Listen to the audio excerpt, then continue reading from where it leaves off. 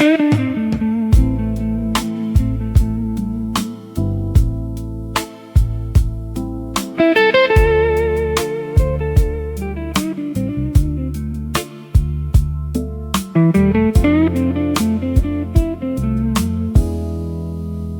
room was loud with laughter,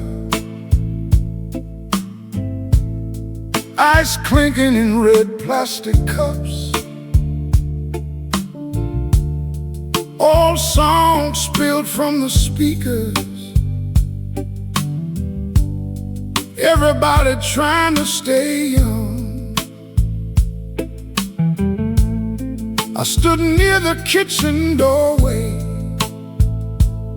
smiled at stories I'd heard before, shook a few familiar hands, said, yeah, I've been doing all right, even when I wasn't sure. Nobody saw me leave,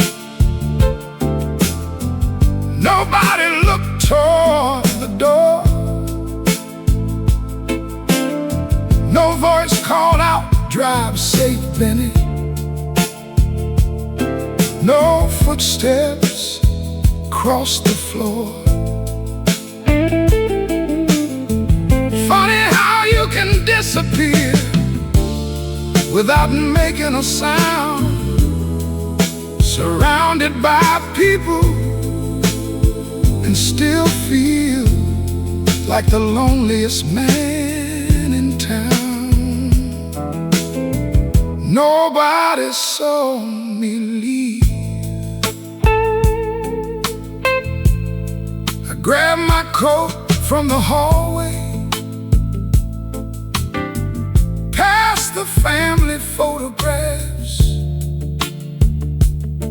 Someone started another story, someone else broke into a laugh. I paused there for a second, wondering if anyone would notice the empty space I'd leave behind. Then realized most people are busy carrying their own invisible weight. Nobody saw me leave, and maybe that wasn't the crime. No one meant to forget me, no one was being unkind. But there's a quiet ache in wanting proof that your presence mattered, that somewhere in the noise someone would have said, hey, stay a little longer. Nobody saw me leave.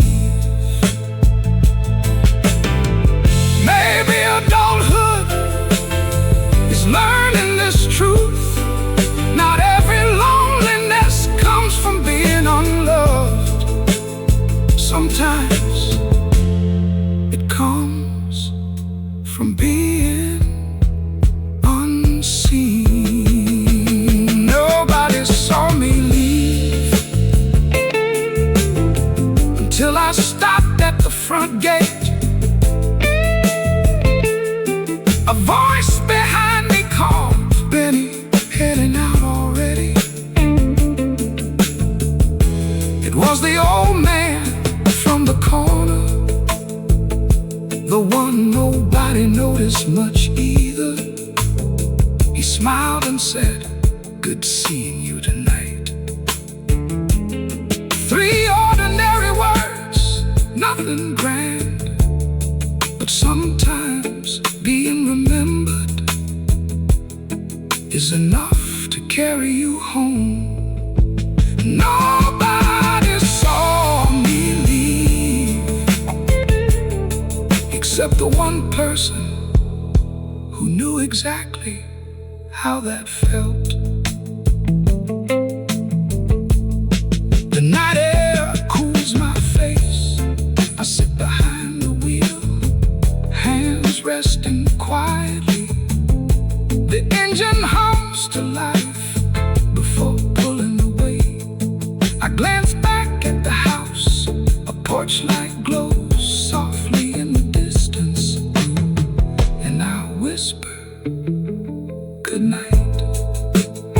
then drives into the dark, feeling a little less invisible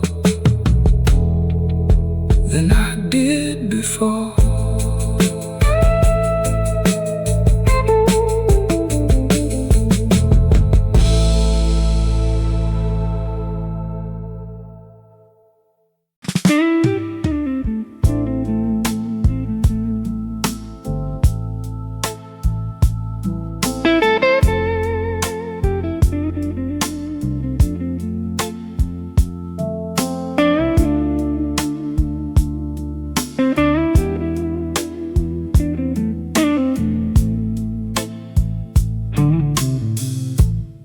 I still sleep on my side,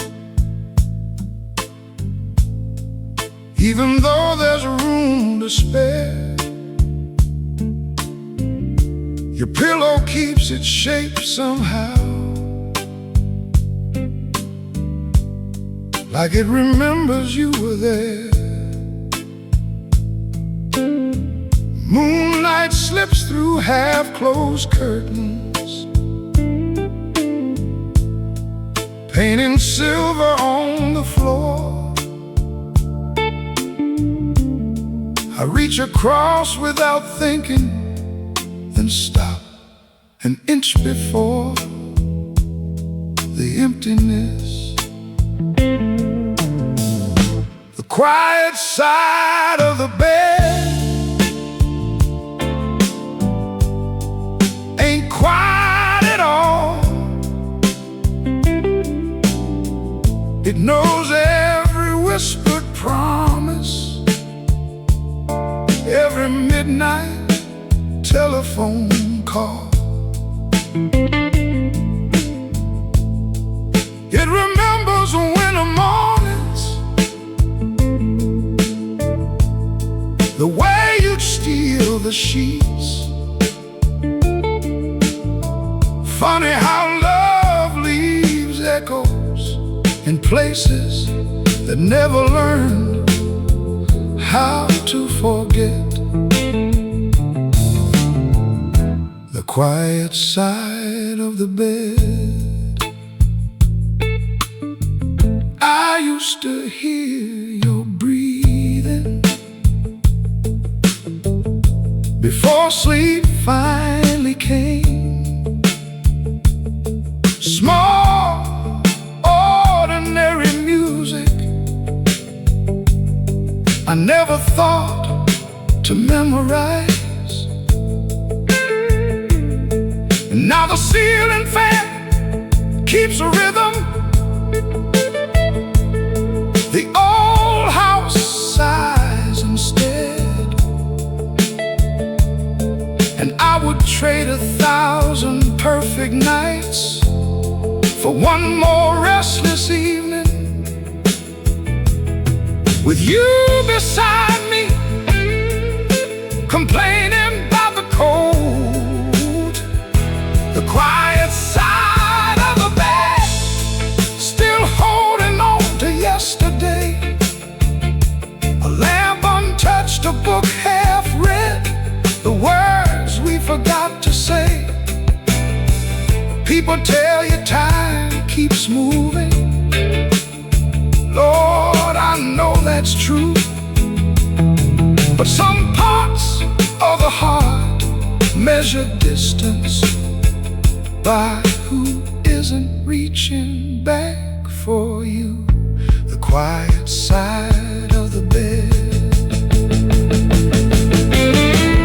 Grief doesn't always shout, sometimes it turns down the covers, leaves the hallway light on, and teaches you how to carry love without expecting footsteps coming down the hall. The quiet side of the bed still hurts on certain nights, but it also reminds me I was lucky enough to have someone worth missing, lucky enough to argue over alarm clocks, to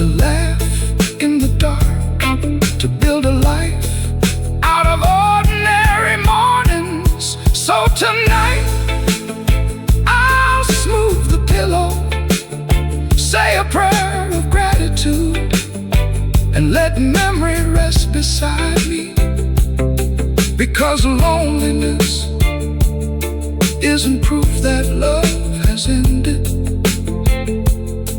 Sometimes it's proof that love mattered deeply. The quiet side of the bed still belongs to the story we shared. I switch off the bedside lamp. The room settles into blue midnight. Outside, a distant train rolls through town. I pull the blanket to my chest, close my tired eyes, and whisper softly,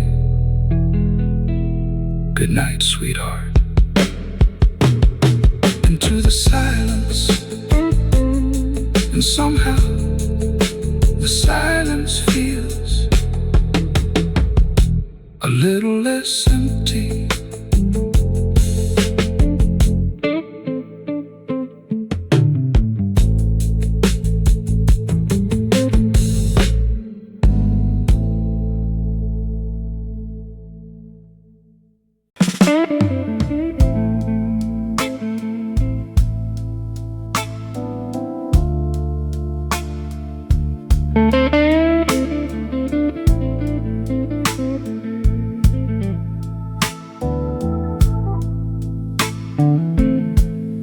I still unlock the passenger door.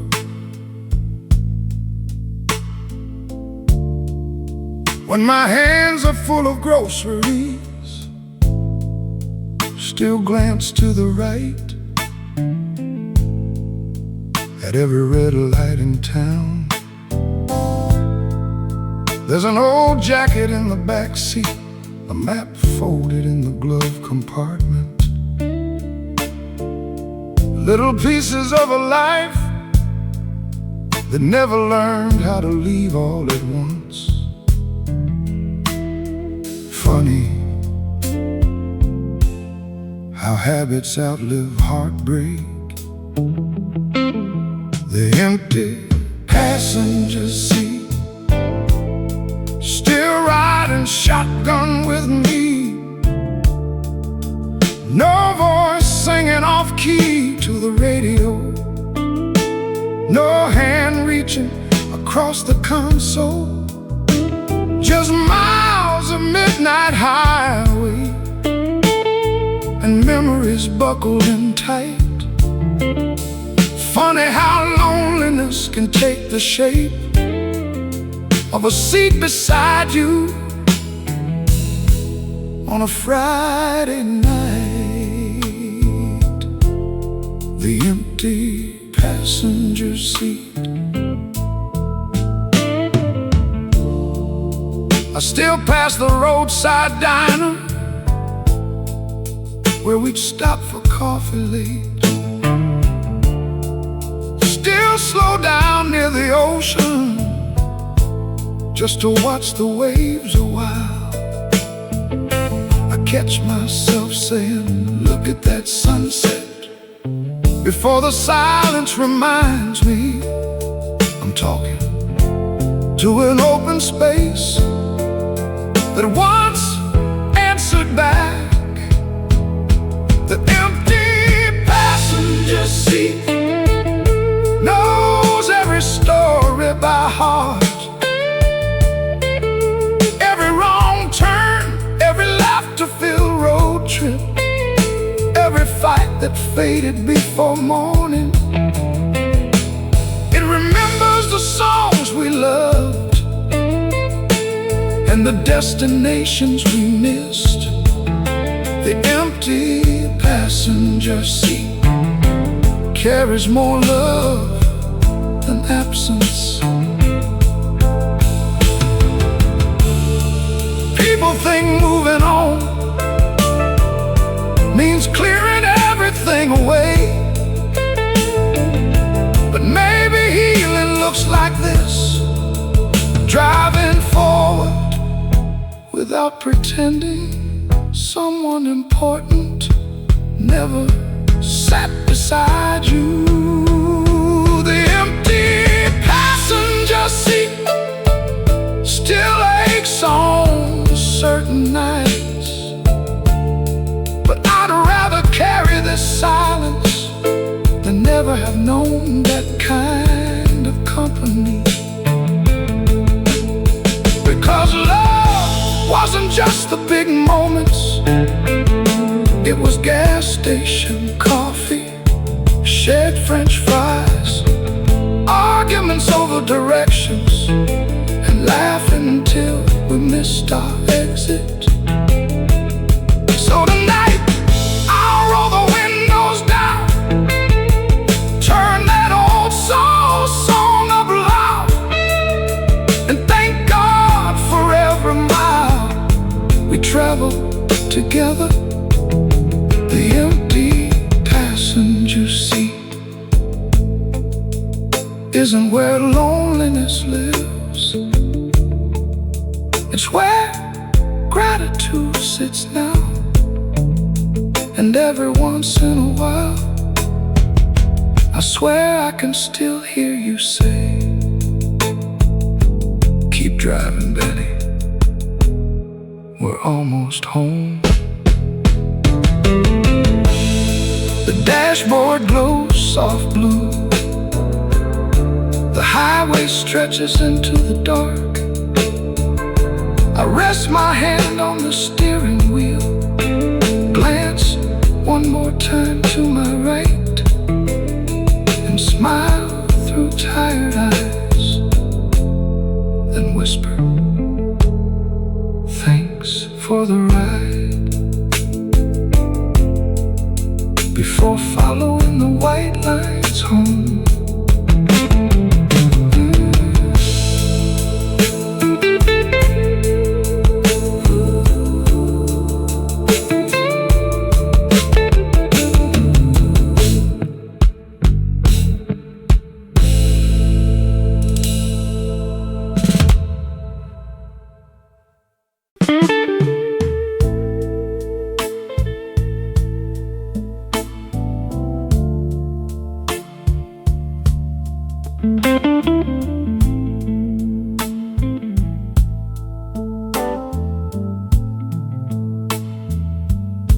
I heard an old punchline this morning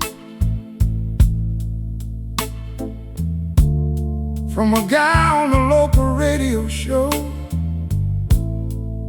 the kind that would have made you roll your eyes before laughing anyway. I caught myself turning around, ready to say, wait till you hear this one. Then stop halfway through the kitchen, smiling at nobody, coffee cooling in my hand, no one to tell the joke to, no one saying, I've heard this one before.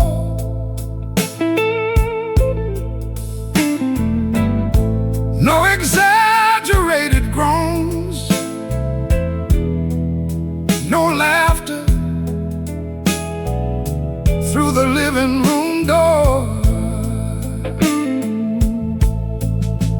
Funny how loneliness sneaks in through ordinary things. Not the holidays, not the anniversaries, just the tiny moments you never thought you'd miss. No one to tell the joke to. You always laugh too early, before I reached the ending line. Said my timing needed work, then asked me to tell it again. Now the television fills the side, The audience applause sounds thin, because canned laughter can't compete with the sound of somebody who knows you well. No one to tell the joke to about the cashier at the store, about the neighbor's runaway dog, about life being strange and beautiful. The stories keep piling up, little treasures from ordinary days. And sometimes I think half of love was simply having someone to tell them to. No one to tell the joke to. People talk about grand romances, the big moments, the dramatic goodbyes. But maybe intimacy is built from smaller things, inside jokes, repeated stories, laughing so hard you forget why you started. No one to tell the joke to. Still, I hear your laughter anyway, in the pause before the punchline, in the way I raise my eyebrows, in the rhythm of old habits, because the people we love don't leave all at once. They stay behind in our expressions, our stories, our sense of humor. So tonight, I'll tell the joke out loud, laugh at my own terrible delivery, and thank you for teaching me that joy doesn't have to disappear just because the room got quieter. No one to tell the joke to, but 1,000 reasons to keep smiling. The late night host tells another bad joke. I shake my head and laugh. The sound surprises me. I set my coffee down, look toward the empty chair, and grin. You would have hated that one, I say. Then after a moment, but you still would have laughed. The house settles into silence again. Only this time, the silence feels warm.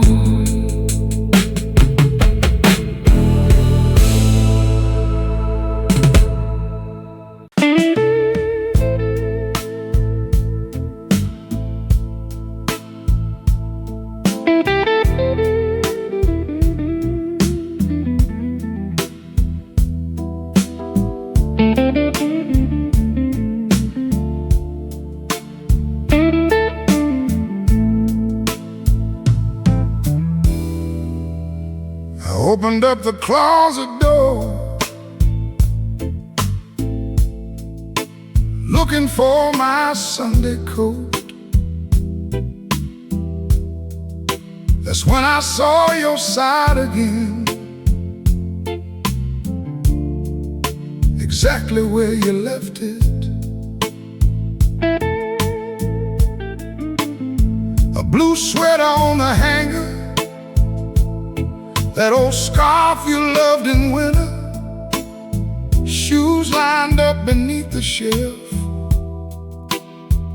waiting patiently for footsteps that won't be coming home. Half the closet still belongs to yesterday. Half the hangers holding memories, half the air refusing change.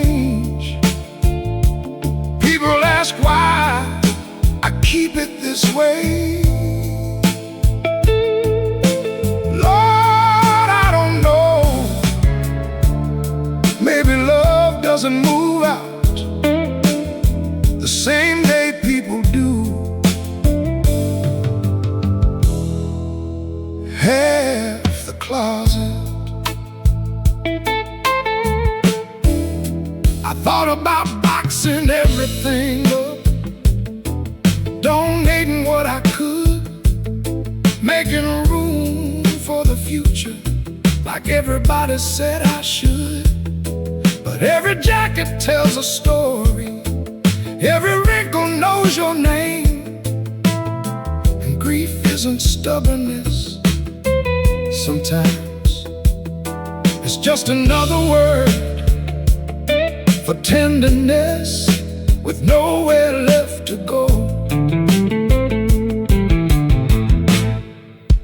Half the closet, a museum no one visits but me, 1,000 ordinary artifacts from an ordinary life. The perfume bottle on the top shelf, the missing button on your coat, tiny reminders that the best parts of love were never grand performances. Half the closet.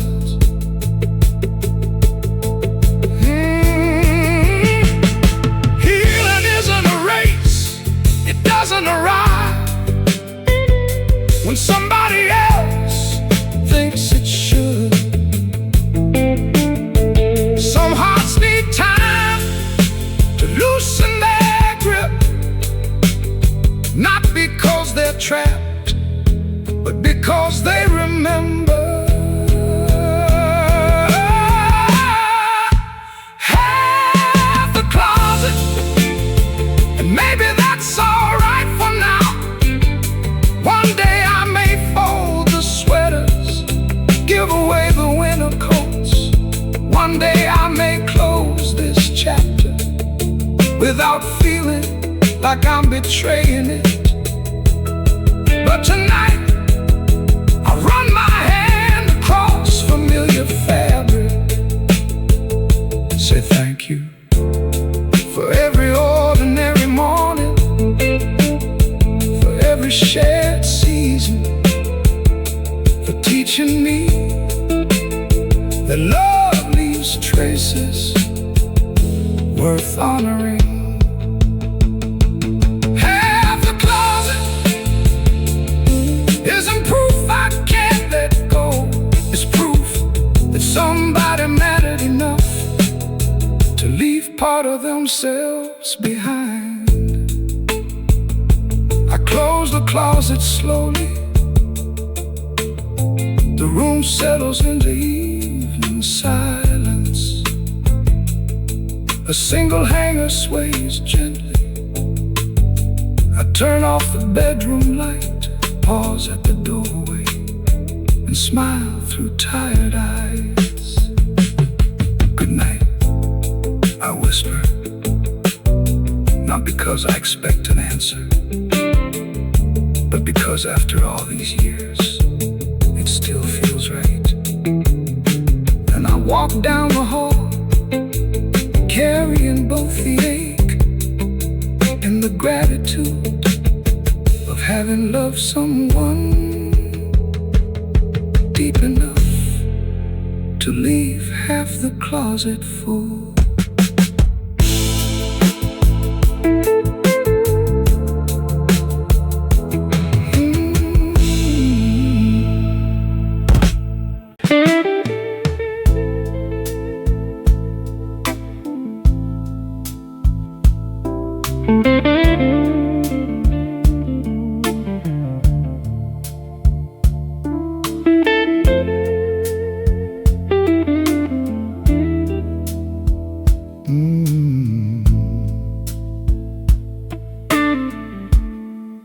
I wake before the sunrise, same as I always have. The coffee maker starts humming. The old floorboards answer back. I open up the kitchen curtains, watch the neighborhood come alive. A dog barks down the block, a newspaper hits a driveway, and for a moment I realize nobody knows I've made it through another night. Morning without witnesses, no sleepy voice saying you're up early again. No second coffee cup waiting by the sink. Funny how loneliness can fit inside a sunrise. Not because the day is empty, but because no one saw it begin. Morning without witnesses. There was a time my mornings belonged to someone else too. Small conversations, burnt toast, arguments over the weather forecast, a kiss on the cheek before work. Back then I never noticed how beautiful it was to have somebody witness your ordinary existence. Morning without witnesses. The radio fills the quiet room. I read the headlines to myself, laugh softly at the comics page. The world keeps turning faithfully, even when nobody asks how I slept. And some mornings the truth feels heavy. Some mornings it feels like freedom. Morning without witnesses.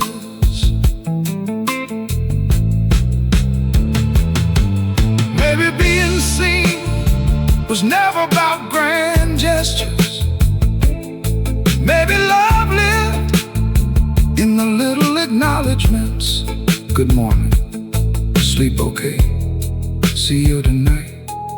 Tiny sentences that quietly said, I'm glad you're here. Morning without witnesses still deserves a proper welcome.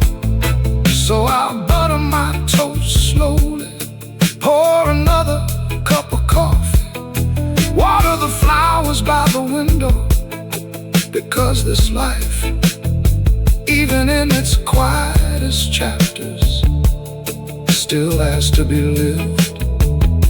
And maybe I don't need an audience to celebrate surviving another dawn. Still, if someone had been here, I would have said, look at that sunrise.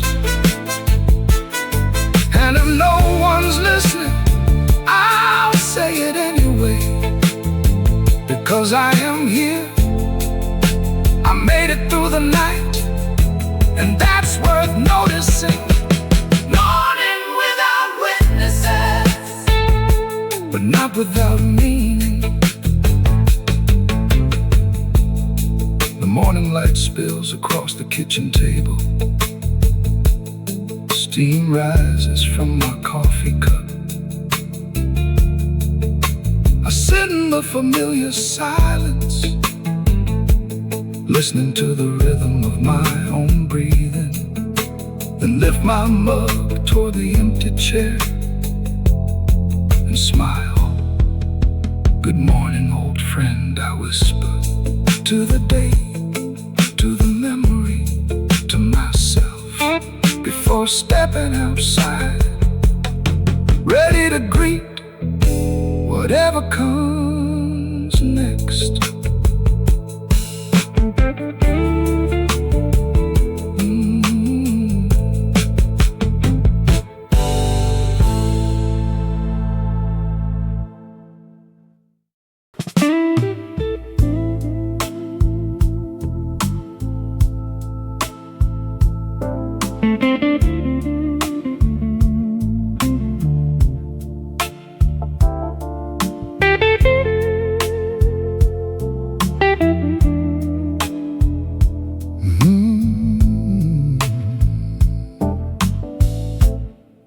I don't even think about it anymore. My hands just know what to do. 2 plates from the kitchen cabinet, 2 forks wrapped in paper napkins. I poured 2 glasses of sweet tea, set them down without a sound. Then halfway back to the stove, I stop and look around, remembering there's only me now. Still setting to, like love never learned to count again. 1 chair facing the television, 1 chair waiting where you've always been. Funny how the heart keeps habits long after goodbye. Still setting to, even when I know who's not coming home tonight. I used to complain about the little things, you stealing fries off my plate, changing the radio station, leaving coffee cups in the sink. Lord, what I'd give now to hear you say, pass the salt, Benny, or argue over nothing until we forgot what we were arguing about. Still setting to, out of instinct more than hope, 2 slices of cornbread, 2 spoons beside the bowls. People say you'll adjust, and maybe they're right, but some routines become another language for saying I still love you. Still setting to, grief isn't always crying. Sometimes it's reaching for an extra towel, buying too much milk, leaving room for someone who taught your hands how to share. Still setting to, but tonight I understand why it isn't denial, it isn't refusing to move forward, it's gratitude. Because not everyone gets a love strong enough to rewrite their ordinary habits. Not everyone gets years of shared dinners, inside jokes, and familiar company. So I'll place that second plate down one more time, say grace for what we had, then carry it gently back to the cupboard, because love changes shape, but it doesn't disappear. Still setting to. Not because I'm waiting, but because part of my heart will always save you a seat. The dishwasher hums softly. I dry the last plate in silence. One remains on the table, the other rests in my hands. I look toward the empty chair and smile through tired eyes. You always like dessert first, I whisper. Then place the second plate away.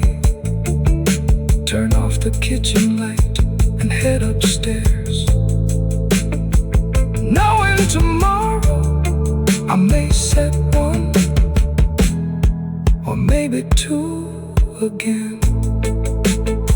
Either way, love was here, and that's enough.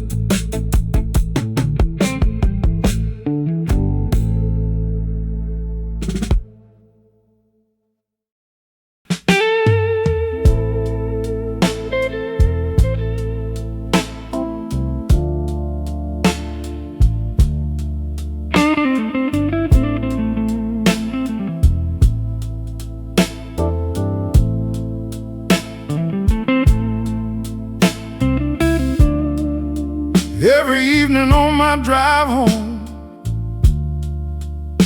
I pass 100 glowing windows.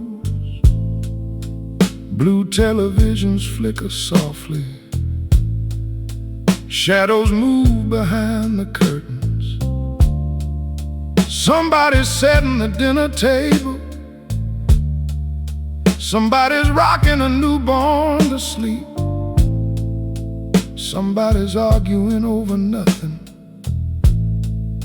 then laughing 5 minutes later. And somewhere in between those lights is my house waiting too.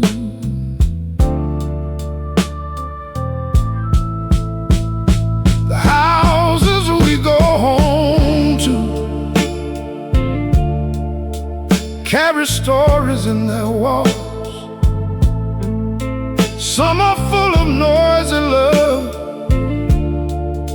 some barely speak at all. Some hold photographs and heartache. Some hold dreams not yet begun. Funny how every front porch hides a loneliness no one else can see. The houses we go home to.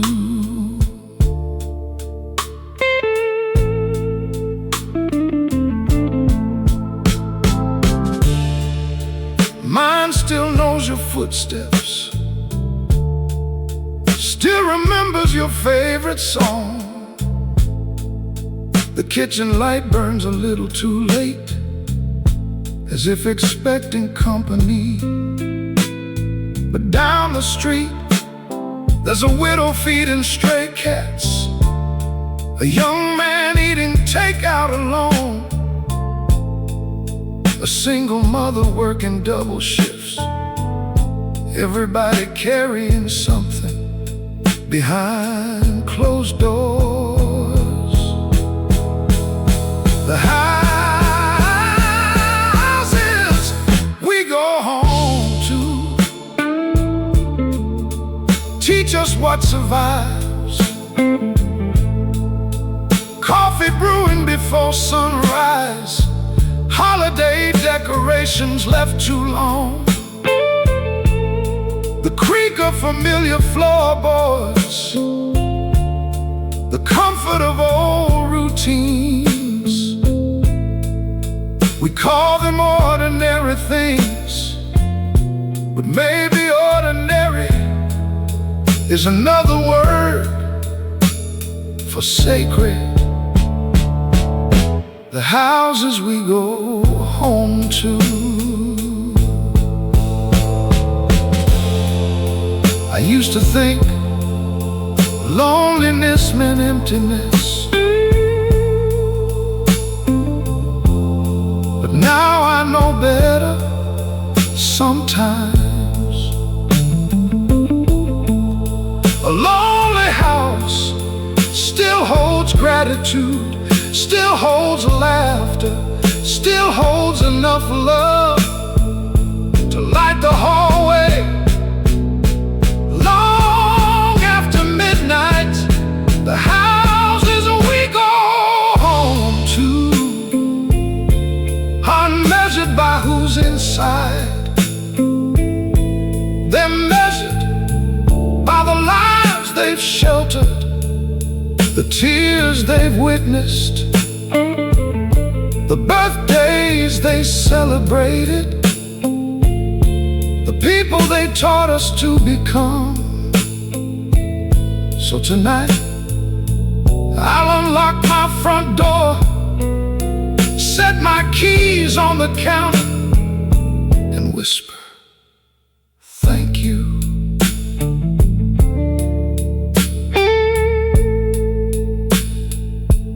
For every ordinary evening, every shared meal, every quiet morning, and even this season of solitude. Because this old house has held my grief without collapsing, held my memories without judgment, and somehow still feels like home. The houses we go home to may not heal every lonely heart, but they remind us we survived enough to return again and again.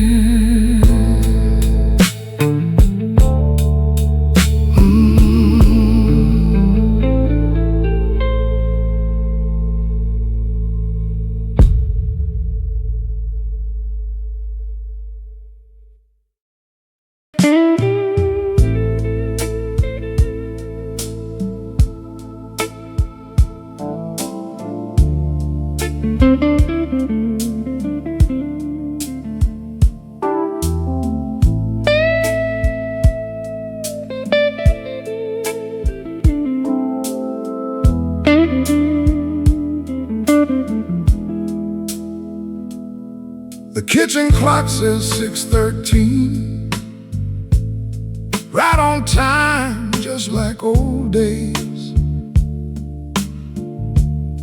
I take the roast out of the oven, set the table out of habit.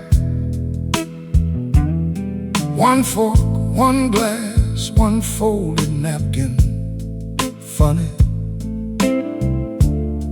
how the hands remember things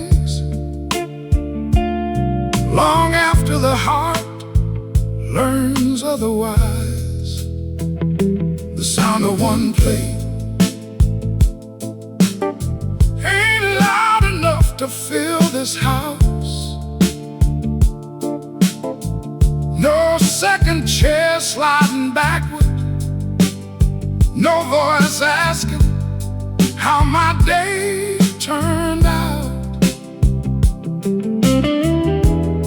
Just silver on porcelain and the hum of the refrigerator light.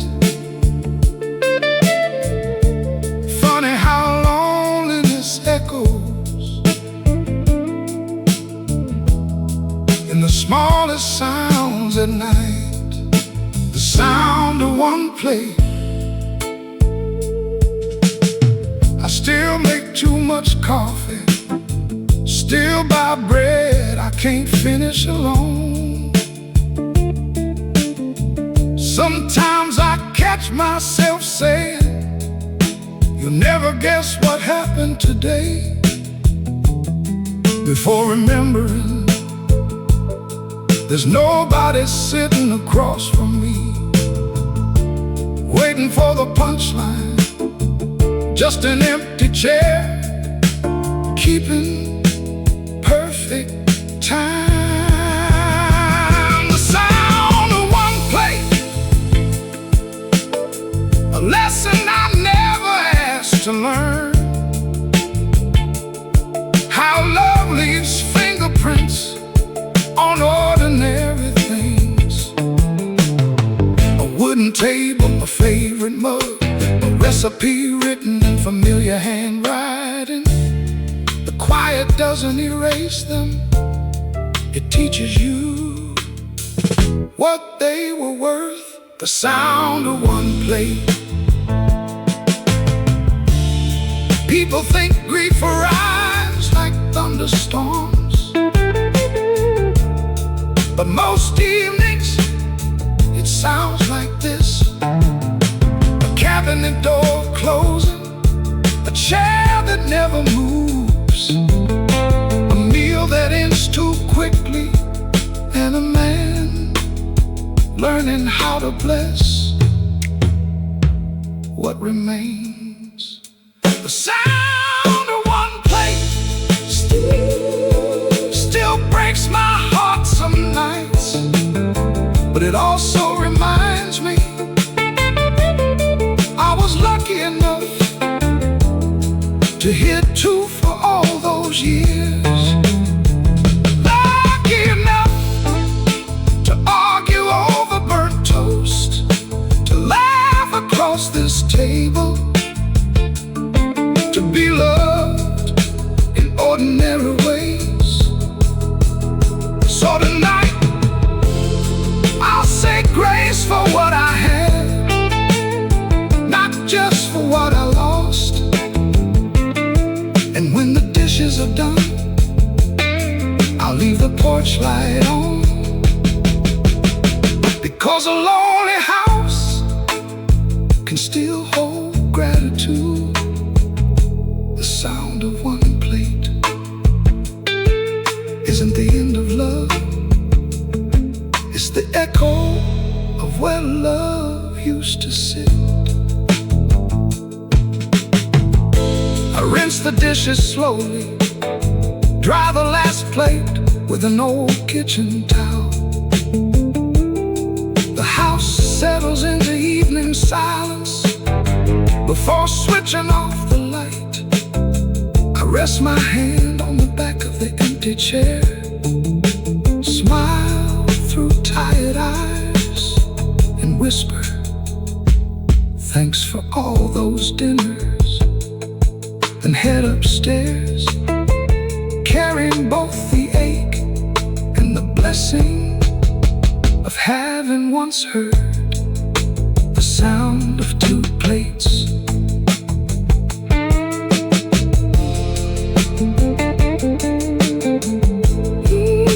The sound of one plate.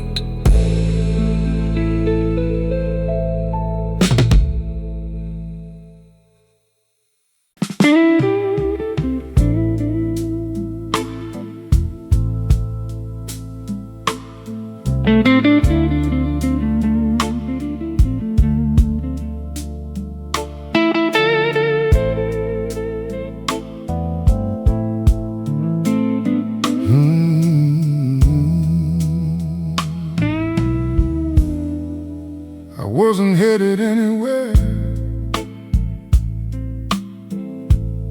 just driving through familiar streets, past the laundromat on Lincoln, past the old theater on Main. The gas station clerk still waves at me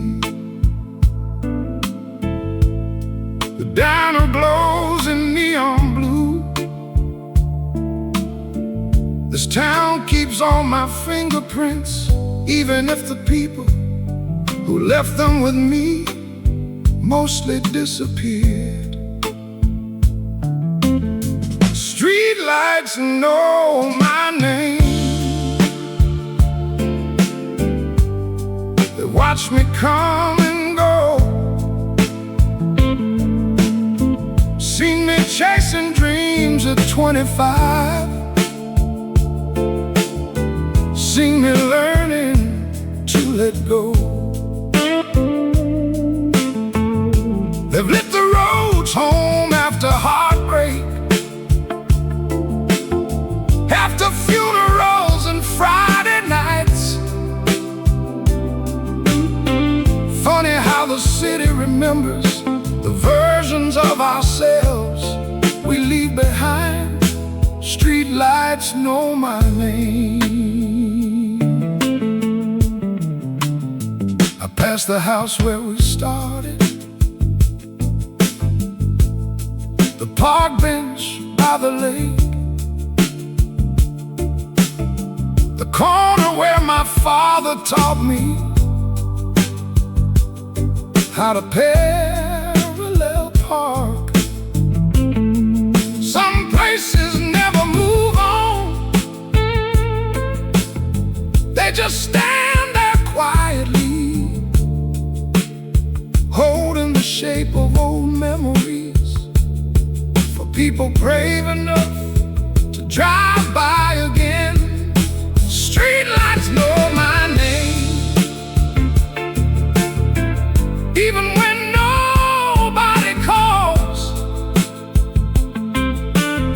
even when the house feels larger than it used to feel before. No applause, no witnesses, just yellow pools of light, reminding me I belong somewhere long before I knew it. Street lights know my name. Loneliness isn't always wanting someone new. Sometimes it's missing the man you used to be, the one who believed everybody stayed forever. Street lights know my name, and maybe that's enough tonight, because this old town saw me fail, saw me fall in love, saw me fall in love, saw me bury people I couldn't imagine losing. It watched me leave, it welcomed me back, and if these roads could speak, I think they'd tell me this: you made it farther than you think.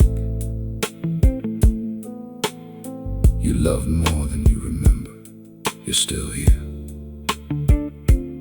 So I'll roll these windows down, let the cool night air rush in, and thank every mile that carried me this far.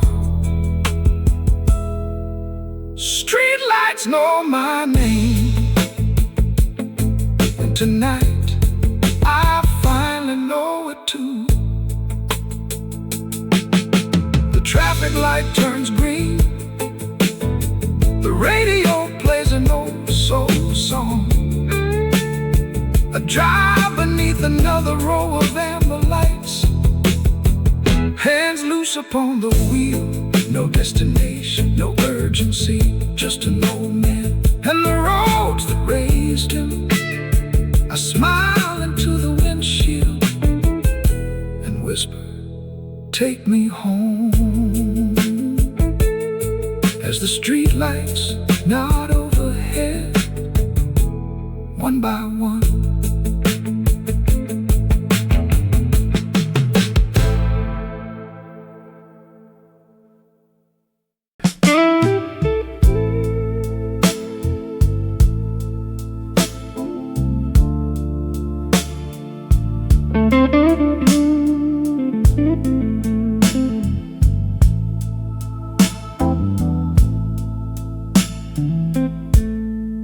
pushed that old cart down I-5,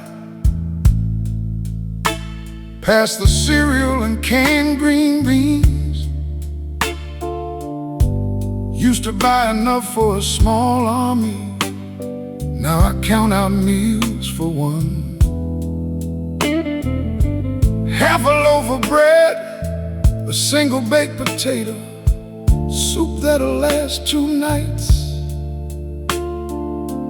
Funny how the shopping list learns your heartbreak before you do. I've got the grocery cart blues, rolling through fluorescent light.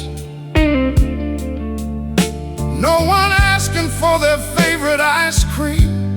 No one said, don't forget the wine. Just me and this rattling wheel, trying not to notice the change. Funny how loneliness hides in the smallest rearrangements. The grocery cart blues.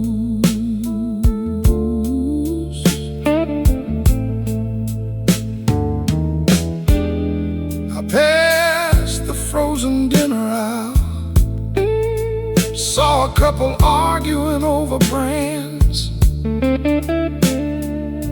A little girl begged for cookies, her father finally gave in. I smiled without meaning to, because once upon a time that beautiful chaos used to belong to me. And Lord, I never knew I'd miss it. I've got the grocery cart blues, standing in the checkout line. The cashier asks, find everything all right? I almost answer, not exactly, but instead I nod and smile, because some losses don't have barcodes and can't be scanned away. The grocery cart blues. Nobody warns you that grief changes ordinary things. The toothpaste you buy, the size of the milk, the way you stop reaching for somebody else's favorite snack. Little heartbreaks, tiny funerals, disguised as routine. I've got the grocery cart blues. But tonight I bought fresh flowers, a slice of pie, that expensive coffee I usually talk myself out of, because surviving isn't just learning what to live without. It's remembering you still deserve small joys too. So I'll cook a proper dinner, sad music playing low, raise a glass to all the ordinary evenings that taught me how to love. The grocery cart blues ain't just about losing, it's about learning how to nourish the life that's still here.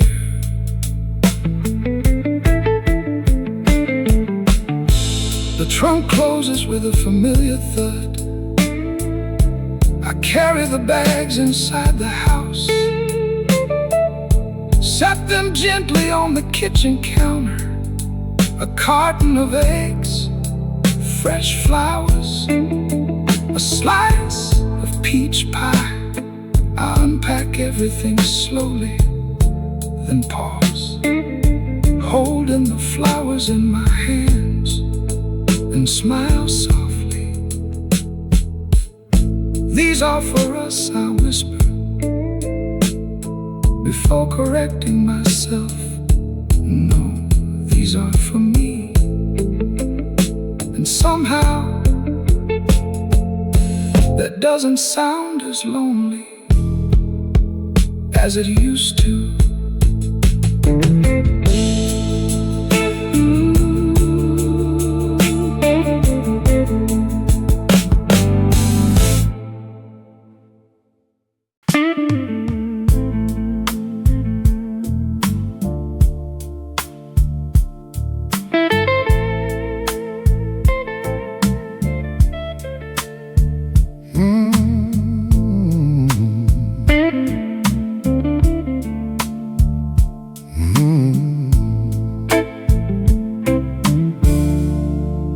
The house made a sound around midnight, a floorboard settling in the dark.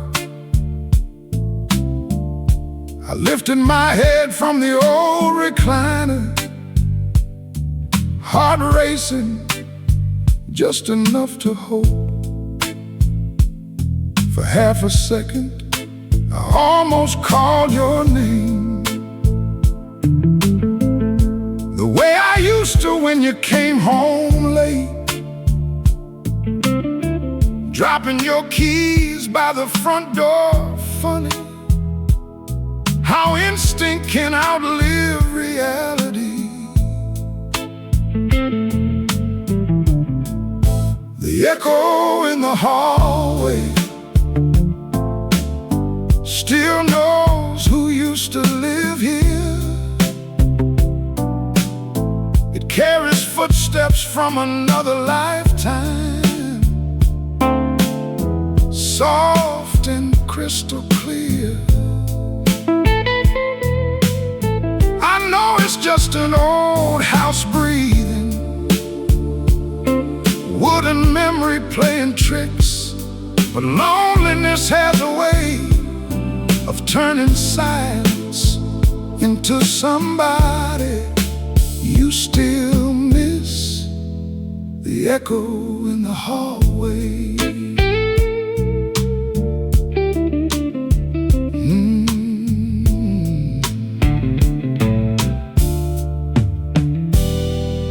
I remember Sunday mornings, the sound of slippers on the floor, you humming something off key while opening the bedroom door. Ordinary noises, nothing grand, the soundtrack of a borrowed life I never thought to memorize, until one day it stopped, and I realized how sacred the smallest sounds had been. The echo in the hallway makes me pause and listen still, a coat brushing against the wall, a laugh drifting down the stairs. Maybe ghosts aren't shadows, maybe they're habits, love repeating itself inside the places that shaped us.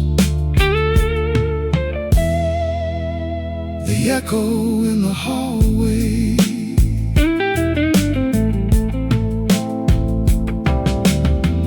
People think missing someone means remembering the milestones, the anniversaries, the final goodbye.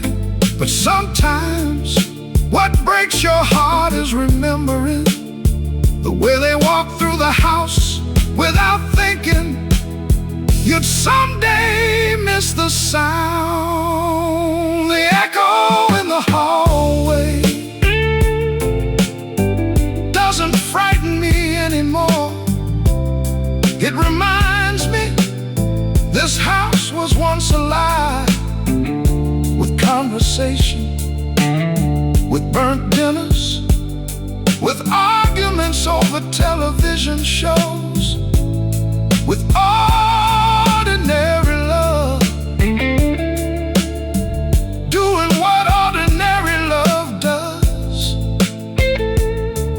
filling empty spaces without anyone noticing. So tonight,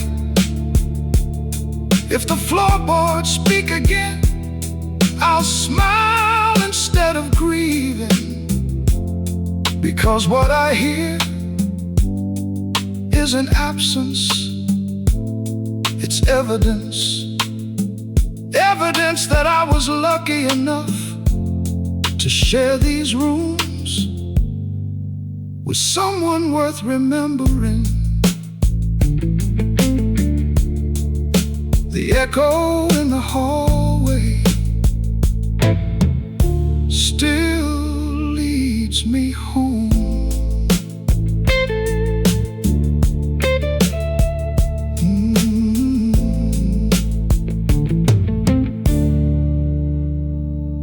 The clock slips past midnight.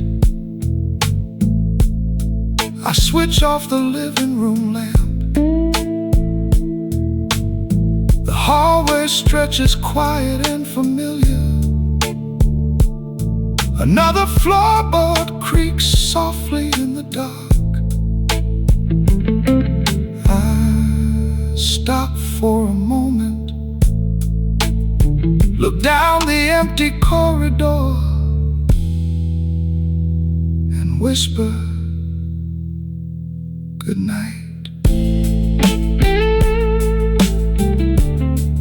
Not because I believe someone's there, but because love leaves its voice in the places it once called home. Then I walk toward bed, following the echoes one last time.